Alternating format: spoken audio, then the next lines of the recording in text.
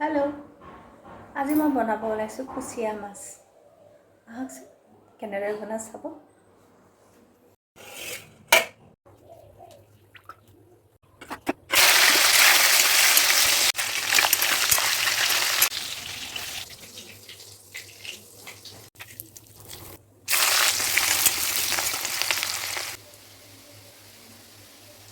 পিঁয়াজ এফাল, নহৰু, তাৰপাছত আদা আৰু এটা বিলাহীৰে এই পেষ্টটো মই বনাই লৈছোঁ।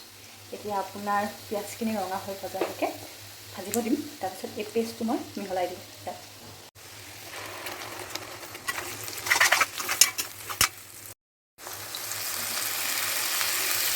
ইতিমধ্যে মোৰ মছলাখিনি ভজা হৈ গৈছে। এতিয়া মই ইয়াত মিহলাইছোঁ বইল কৰি থোৱা আলুখিনি পিটিকি লৈ কিনে মিহলাই দিছোঁ আৰু অলপ টাইম ভাজিবলৈ দি ইয়াত নিমখ, হালধি, জিৰা পাউডাৰ, ধনিয়া পাউডাৰ দি দিছোঁ। বহুত বেছি মছলা দিয়া নাই। এইখিনি দি কিনে মই পানীখিনি মিহলাই দিছোঁ।